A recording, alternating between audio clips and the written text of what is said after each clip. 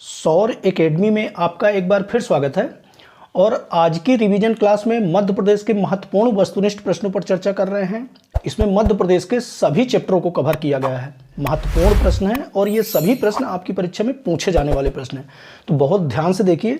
Channel को subscribe नहीं किए हैं तो चैनल को सब्सक्राइब कर लीजिए। और चलिए आज की क्लास शुरू करते हैं। इससे पहले हमने 2 क्लासों में 120 प्रश्नों को देख लिया है, वो बहुत महत्वपूर्ण प्रश्न है। यदि नहीं देखे तो उनको भी देख लीजिए। उससे आगे के प्रश्नों को आज देखते हैं।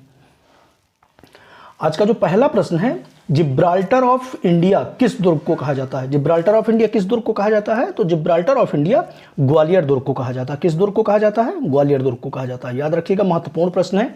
और इसे भारत के किलों का रत्न भी कहा जाता है। इसे क्या कहा जाता है? भारत के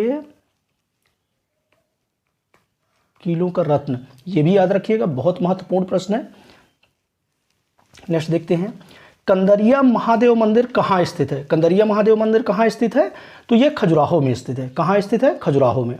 इसका जो राइट आंसर हो जाए खजुराहो में। और ये मध्य प्रदेश के कहाँ है? छतरपुर जिले में। ये भी याद रखिएगा। इसका निर्माण जो हुआ था कंदरिया महादेव मंदिर का 1025 से लेकर 1050 ईस्वी के आसपास हुआ था। और ये अपनी वास्तुकला की भव्यता और सुंदरता के लिए विश्व प्रसिद्ध है।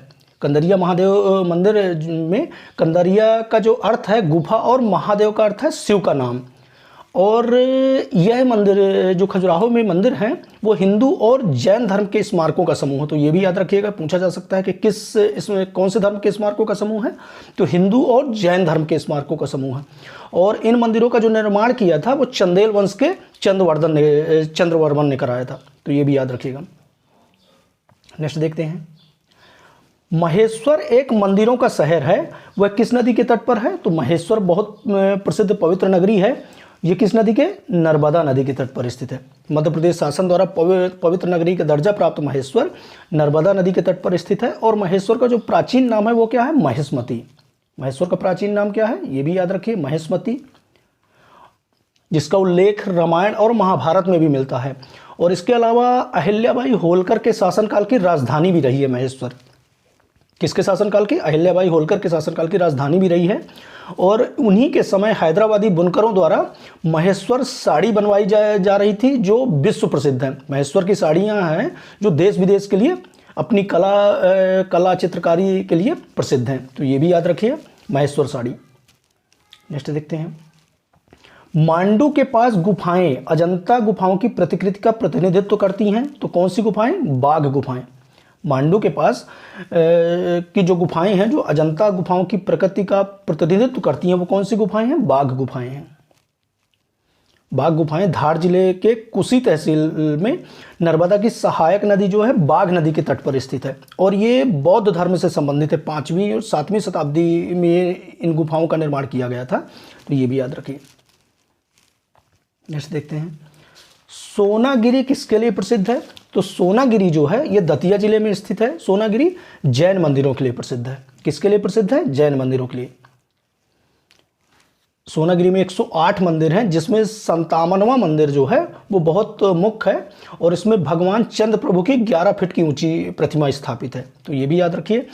और सोनगिरी में ही आचार्य शुभचंद्र और ऋषि भर्तहरि के निर्माण पाया और अनेक ग्रंथों की रचना भी की है। ये भी याद रखिएगा, ऋषि भर्तहरि से भी संबंधित है सोनागिरी। नेक्स्ट देखते हैं, welcome heritage Gulf view hotel किस जिले में स्थित है?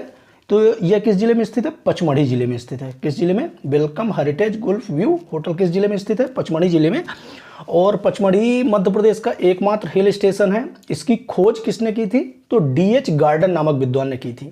किसने की थी? डीएच गार्डन ने। और यह मध्य प्रदेश के होशंगाबाद जिले में स्थित है। तो ये भी याद रखिए। नेक्स्ट देखते हैं, बहुत महत्वपूर्ण प्रश्न है, इनको ध्यान से देखिएगा। बहुत सारे फैक्टों को कवर किया जा रहा है। और कौन सा फैक्ट आपकी परीक्षा में पूछ ले?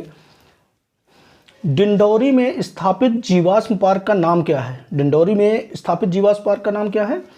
तो घुघवा राष्ट्रीय जीवाश्म उद्यान। घुघवा राष्ट्रीय जीवाश्म उद्यान जो है ये डिंडौरी जिले में स्थित है। और यहाँ पे 6.5 करोड़ वर्ष पुराने जीवाश्म पाए जाते हैं। 6.5 करोड़ वर्ष पुराने जीवाश्म पाए जाते हैं। और 1983 में 1983 में इसे राष्ट्रीय उद्यान घोषित किया गया था। किसे? घुघवा राष्ट्रीय उद्यान को। नेक्स्ट देखते हैं, मध्य प्रदेश के इस मंदिर में अमृतसर के स्वर्ण मंदिर की तर्ज पर प्रवेश करना होगा। तो ये कौन सा मंदिर है? पशुपतिनाथ मंदिर है। कौन सा मंदिर है? पशुपतिनाथ मंदिर है। ये मध्य प्रदेश के मंदसौर जिले में स्थित पशुपतिनाथ मंदिर का जो गर्भगृह है उसमें अब श्रद्धालुओं को अमृतसर के स्वर्ण मंदिर की तर्ज पर जल कुंभी में पांव धोने के बाद ही बाबा के दर्शन हो पाएंगे। और ये प्रथा कब से शुरू की गई है? ये व्यवस्था 2007 से लागू की गई है। जैसे स्वर्ण मंदिर में या किसी भी गुरुद्वारे में हम जाते हैं तो एक जल कुंभी बनाई जाती है जिसमें जो भी श्रद्धालु जाते हैं तो वो जल कुंभी में पहले पैर रखते हैं तो पैर अपने आप धुल जाते हैं, उसके बाद मंदिर में प्रवेश करते हैं। यही व्यवस्था जो है मंदसौर जिले के पशुपतिनाथ मंदिर में शुरू की गई है 2007 से। नेक्स्ट देखते हैं, हिंगलागढ़ का किला मध्य प्रदेश के किस जिले में है? तो हिंगलाजगढ़ का किला जो है मध्य प्रदेश के मंदसौर जिले में है। मंदसौर की जो भानपुरा तहसील है वहाँ पे स्थित है। और यह किला परमारों के शासन के दौरान अपनी भव्यता के लिए चरम सीमा पर था। किले के अंदर विभिन्न अवधियों के कई कलात्मक मूर्तियाँ भी स्थापित हैं।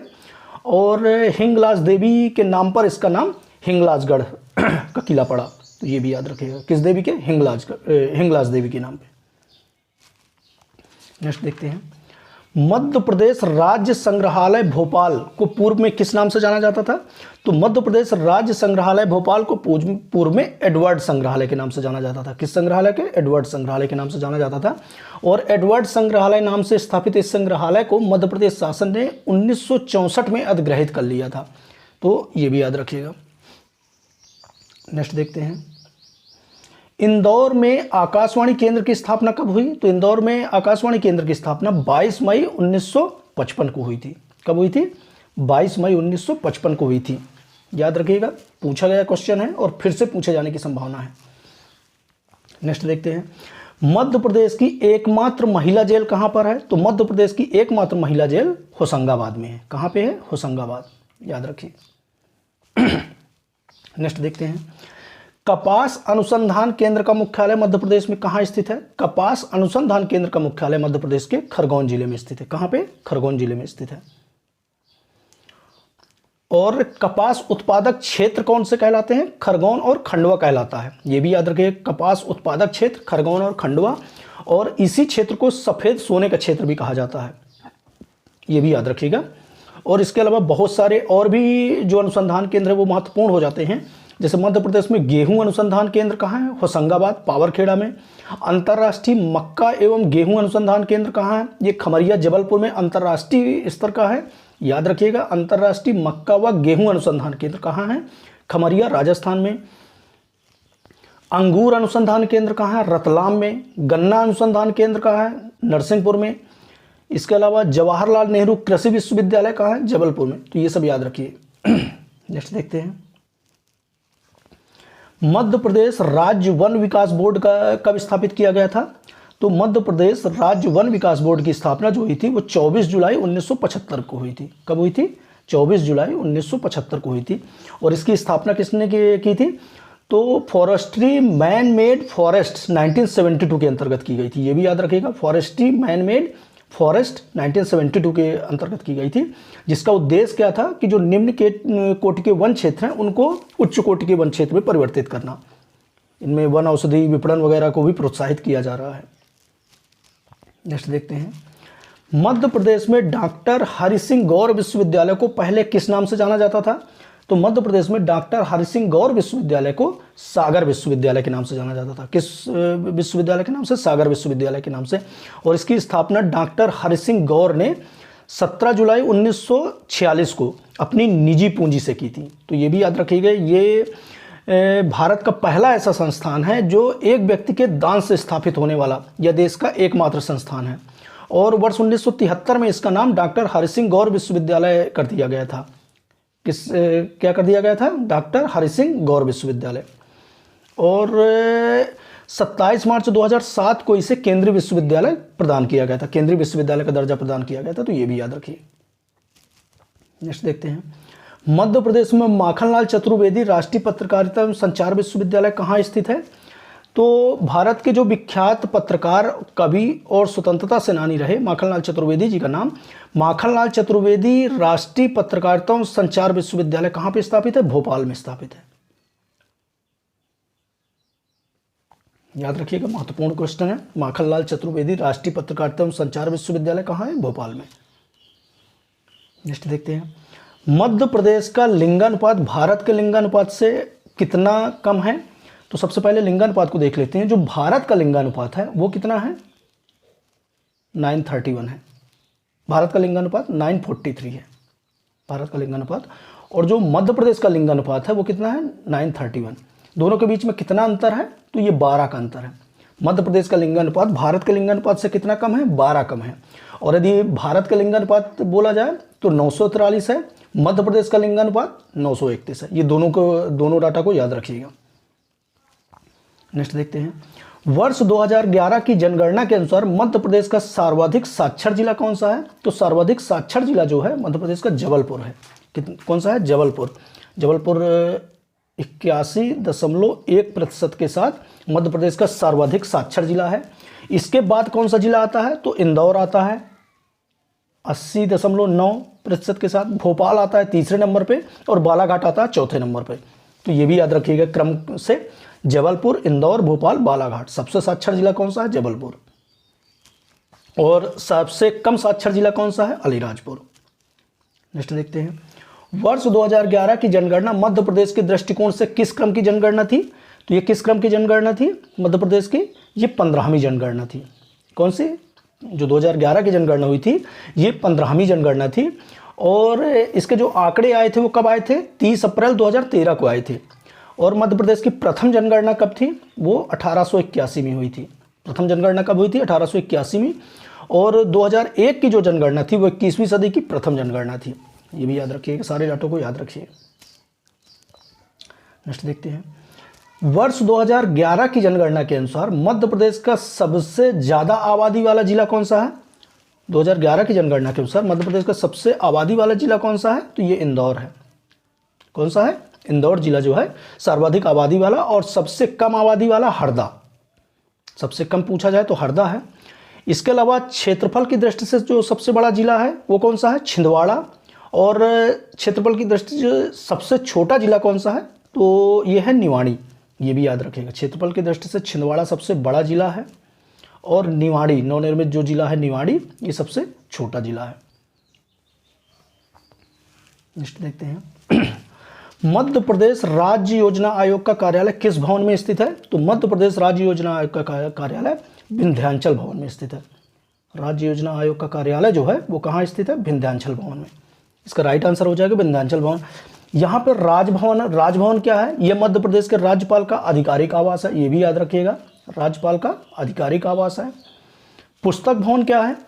पुस्तक भवन जो है मध्य प्रदेश पाठ्य पुस्तक निगम का मुख्यालय है। पुस्तक भवन क्या है? मध्य प्रदेश पाठ्य पुस्तक निगम का मुख्यालय है। वल्लभ भवन क्या है? ये सामान्य प्रशासन विभाग का ऑफिस है। ये भी याद रखिएगा, सामान्य प्रशासन विभाग का ऑफिस कौन सा है? वल्लभ भवन। सारे की याद रखिएगा। राज्य योजना का कार्यालय कौन सा है? विंध्याचल भवन। नेक्स्ट देखते हैं, मध्य प्रदेश में बलराम ताल योजना का प्रारंभ किस वर्ष में हुआ था? तो ये 2007 में हुआ था। कब हुआ था? 2007 में। और इस योजना का उद्देश्य था कि किसान अपने खेत में ही तालाब बनाकर और खेतीबाड़ी को आगे बढ़ा सकें, खेतीबाड़ी को अपने ग्रो कर सकें। और इसी के लिए सरकार क्या करती थी? सब्सिडी देती थी, जिससे वो अपने खेत में ही एक तालाब बनाएं। बलराम ताल योजना का प्रारंभ कब किया गया था? 2007 में। तालाब या कुओं का निर्माण करें। नेक्स्ट देखते हैं, मध्य प्रदेश सरकार द्वारा घोषित संबल योजना का उद्देश्य क्या है? तो मुख्यमंत्री जन कल्याण संबल योजना के तहत गरीबी रेखा से नीचे रहने वाले परिवारों को 200 रुपये महीने चुकाकर बिजली इस्तेमाल करने की सुविधा मिल रही थी। तो यहाँ पे जो राइट आंसर है सब्सिडी वाली बिजली, 200 रुपये महीने चुकाकर वो पूरे महीने बिजली की सुविधा ले सकते थे। ये किसमें है? मध्य प्रदेश द्वारा घोषित संबल योजना।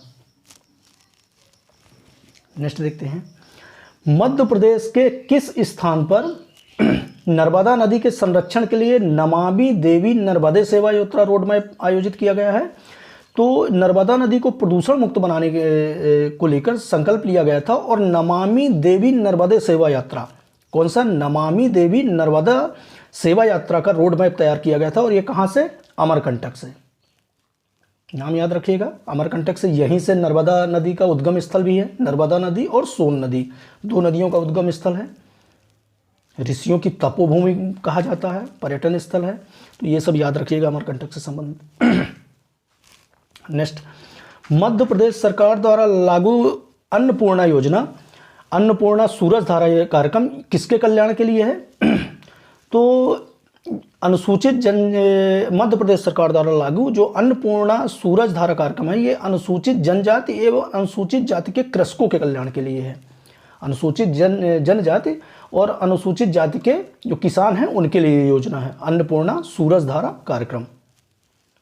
नेक्स्ट देखते हैं, जननी एक्सप्रेस योजना कब शुरू की गई थी? तो जननी एक्सप्रेस योजना जो है ये 2007 में, कब 2006 में शुरू की गई थी, 2006 में शुरू की गई थी। और ये उद्देश्य क्या था कि जो गर्भवती महिलाएं हैं उनके सुरक्षित प्रसव हेतु हॉस्पिटल तक परिवहन की सुविधा उपलब्ध कराना। किस उद्देश्य से जननी एक्सप्रेस योजना शुरू की गई थी? वाहन की सुविधा उपलब्ध कराना, 2006 से। 2020 में योजना आयोग का नाम बदलकर क्या कर दिया गया है? तो मध्य प्रदेश राजनीति एवं योजना आयोग, क्या कर दिया गया? मध्य प्रदेश राजनीति एवं योजना आयोग। प्रदेश में 24 अक्टूबर 1972 को राज्य योजना बोर्ड का गठन किया गया था और मध्य प्रदेश सरकार ने राज्य योजना आयोग का नाम बदलकर 2020 में राजनीति एवं योजना आयोग कर दिया गया, राजनीति एवं योजना आयोग कर दिया गया। और इसके पदेन अध्यक्ष कौन होते हैं? मुख्यमंत्री। याद रखिएगा, जैसे जो नीति आयोग होती है केंद्र में, उसके पदेन अध्यक्ष कौन होते हैं? प्रधानमंत्री। ऐसे राज्य नीति आयोग के अध्यक्ष कौन होते हैं? मुख्यमंत्री। नेक्स्ट, प्रधानमंत्री सड़क योजना के अंतर्गत गैर आदिवासी क्षेत्रों में कितनी जनसंख्या वाले क्षेत्रों को जोड़ा गया है? तो कितनी जनसंख्या वाले क्षेत्रों को? 500। जो गैर आदिवासी क्षेत्र है उसमें 500 आबादी वाली जनसंख्या क्षेत्रों को प्रधानमंत्री सड़क योजना के अंतर्गत जोड़ा गया है। और इसकी शुरुआत कब की गई थी प्रधानमंत्री सड़क योजना की? तो 25 दिसंबर, डेट भी याद रखिएगा, हो सकता है ये प्रश्न पूछ ले, 25 दिसंबर 2000 को। और इसमें जो सभी ग्रामीण इलाकों में 500 या इससे अधिक आबादी वाले क्षेत्रों को 12 सड़कों से जोड़ना, और जो आदिवासी क्षेत्र हैं उसमें 250, जो आदिवासी क्षेत्र हैं उसमें 250 या इससे अधिक जनसंख्या वाले गांवों को 12 सड़कों से जोड़ना प्राथमिक उद्देश्य था। नेक्स्ट देख लेते हैं, मध्य प्रदेश सरकार ने हाल ही में डिजिटल डाकिया योजना शुरू की गई थी। तो डिजिटल डाकिया योजना जो शुरू की गई थी, ये कब शुरू की गई थी? 14 जनवरी 2017 को ये योजना। और ये किस उद्देश्य से? कैशलेस लेन देन को बढ़ावा करने के लिए, कैशलेस लेन देन को बढ़ावा देने के लिए देश के 14 राज्यों में ये योजना शुरू की गई थी। और मध्य प्रदेश में ये योजना कहाँ से? इंदौर से शुरू की गई थी। याद रखिएगा, डिजिटल डाकिया योजना। होशंगाबाद जिले के ऐसे प्रसिद्ध व्यक्ति का नाम बताइए जिन्होंने हिंदी साहित्य में योगदान कर 1955 में पहला साहित्य अकादमी जीता था। तो कौन थे ऐसे? माखनलाल चतुर्वेदी। पूछा गया क्वेश्चन है। माखनलाल चतुर्वेदी, होशंगाबाद जिले में इनका जन्म हुआ था और हिंदी साहित्य में योगदान के लिए उन्हें 1955 में पहला साहित्य अकादमी पुरस्कार इन्हें मिला था। और इसके अलावा भारत सरकार ने इन्हें पद्म भूषण से भी सम्मानित किया है। और इनके साहित्य को भारतीय आत्मा के रूप में भी जाना जाता है। उनके साहित्य में भारतीय आत्मा के रूप में जाना जाता है, ये भी याद रखिएगा। भारतीय आत्मा के रूप में किसे जाना जाता है? भारतीय आत्मा के रूप में किसे जाना जाता है? माखनलाल चतुर्वेदी जी के, उनके साहित्यों को। नेक्स्ट देखते हैं, निम्नलिखित में से कौन सा मध्य प्रदेश का पहला ISO 9001 प्रमाणित रेलवे स्टेशन है?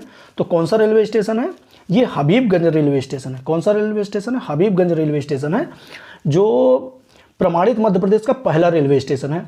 और इसके अलावा भोपाल रेलवे स्टेशन को भी याद रखिएगा, ये 1979 में बना था। और भोपाल एक्सप्रेस, ये नाम याद रखिएगा, भोपाल एक्सप्रेस, ये पहली ट्रेन थी, पहली रेल थी जिसे ISO 9001 का प्रमाण पत्र मिला है। कौन सी? भोपाल एक्सप्रेस को, याद रखिएगा। नेक्स्ट देखते हैं, भारत के किस रेलवे स्टेशन पर प्रथम सैनिटरी नैपकिन डिस्पेंसरी मशीन लगाई गई है? तो ये कहाँ पे लगाई गई है? ये भोपाल में लगाई गई है। भोपाल रेलवे स्टेशन देश का पहला ऐसा रेलवे स्टेशन है जहां पर महिलाओं के लिए सैनिटरी पैड डिस्पेंसर मशीन लगाई गई है, और इसे कब इंस्टॉल किया गया था? 1 जनवरी 2018 से इसे इंस्टॉल किया गया है। और इसकी सबसे अच्छी बात रही है कि इसमें जो उद्घाटन किया गया था तो किसी वीआईपी के द्वारा उद्घाटन नहीं कराया गया था। इसमें जो चतुर्थ श्रेणी के कर्मचारी थी अंजलि ठाकुर, उनके द्वारा कराया गया था। तो ये भी याद रखिएगा, 5 रुपए में सैनिटरी पैड प्रदान किया जाता है। और ये किस संगठन द्वारा कराया गया था? आरओसी। ये संगठन का भी नाम याद रखिएगा, आरओसी, संगठन को भी याद रखिएगा। और इस तरह से मध्य प्रदेश के हमने महत्वपूर्ण प्रश्नों पर चर्चा किया है। ये इस समय की जो जितनी भी क्लासें हैं ये सारी की सारी रिवीजन क्लासें हैं, बहुत महत्वपूर्ण क्लासें हैं, बहुत सारे फैक्टों को कवर किया जा रहा है। तो इनको ध्यान से देखिए, चैनल को सब्सक्राइब कर लीजिए और ज़्यादा से ज़्यादा लोगों को शेयर कीजिए। और इसी तरह की क्लासेस हम आगे भी वस्तुनिष्ठ प्रश्नों की लाते रहेंगे। तो मिलते हैं नेक्स्ट क्लास में। धन्यवाद।